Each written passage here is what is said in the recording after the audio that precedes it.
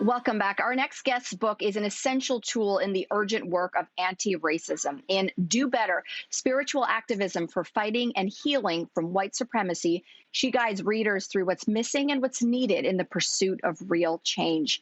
Author and racial justice educator Rachel Ricketts joins us today on the show. Welcome to The Social, Rachel.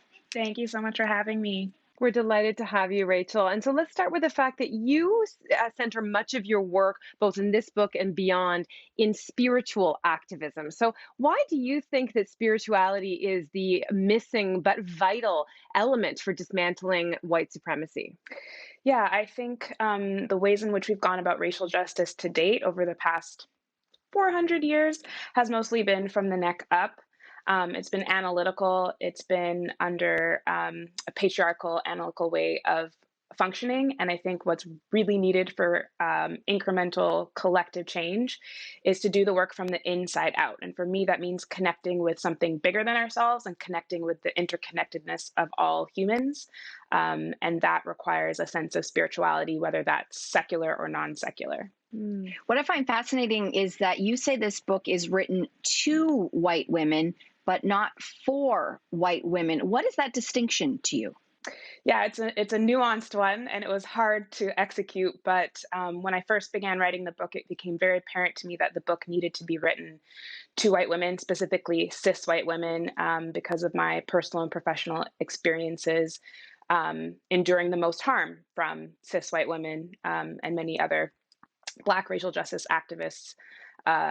Black women and femme racial justice activists agree. So I knew I had to write the book to white women, but most books are written to white folks. That's the status quo. And so I didn't really want to feed into that yet again. And so it was very important to me that the book was written to the folks who need it the most, the folks who need to address the work from the inside out the most, being cis white women, but that it is for Black, Indigenous, and women of color, for our healing and for our liberation. Yeah, that is a very clear, nuanced distinction there. You also say in this book that, women in particular are a very problematic oppressor. Why do you think that might be? Yeah, I do believe that we are all oppressed oppressors. At least almost all of us have some level of power and privilege. For example, I am light-skinned Black person. I am cisgender. I am in a hetero-passing marriage. I'm financially stable. I'm non-disabled, et cetera, et cetera. And I am a queer, multiracial, Black woman-identified person. So I am oppressed and I oppress others by virtue of the power and privileges that I do have and that I do not have.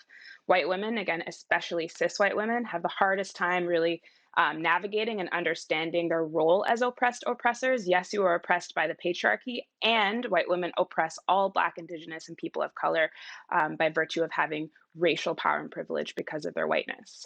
I think this idea about white supremacy, people are obviously, thank goodness, are starting to talk more about this and having more fulsome understandings. But you do still hear a lot people saying, not all white people, or yes, but that's not me. So talk about why this is so unproductive. Absolutely. So it's generally white folks who are saying not all white people. And when they say not all white people, what they are saying is, yeah, but not me. And that's really unproductive. It's more than unproductive. It's harmful and violent because it feeds into white supremacy. It feeds into racism. And it actually is quite evident of the fact that the person who's making that statement doesn't actually understand what racism is. Racism is a system of power plus privilege plus prejudice. All white people, are implicated in white supremacy, perpetuate and benefit from systems of white supremacy. I'm not saying all white people are bad or evil. What I'm saying is they belong to and perpetuate systems of harm, and we can't undo those systems until they understand and acknowledge that and address it. It's a lot. This is why people need to read your book. I also want to go into what you discussed, which is racism and specifically anti-Black racism as a healthcare crisis as well. And you also go into the real effects of intergenerational trauma. And what do you think that people are largely misunderstanding in connecting or perhaps not connecting the consequences of oppression and health? Science is really beginning to back up what spiritual folks have known for a long time, which is that we hold trauma in our bodies.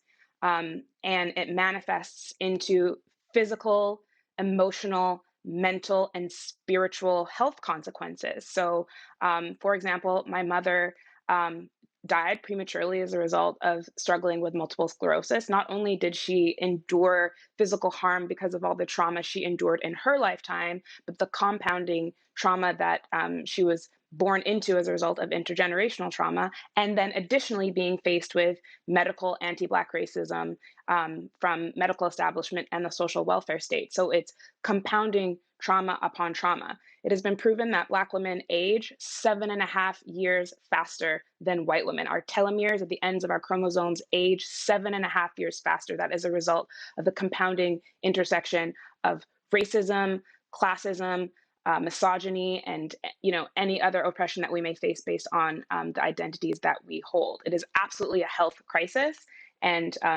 it is literally killing us. I mean, I'm listening to you speak, and like the work that you're doing, I can't even imagine the amount of emotions that come up.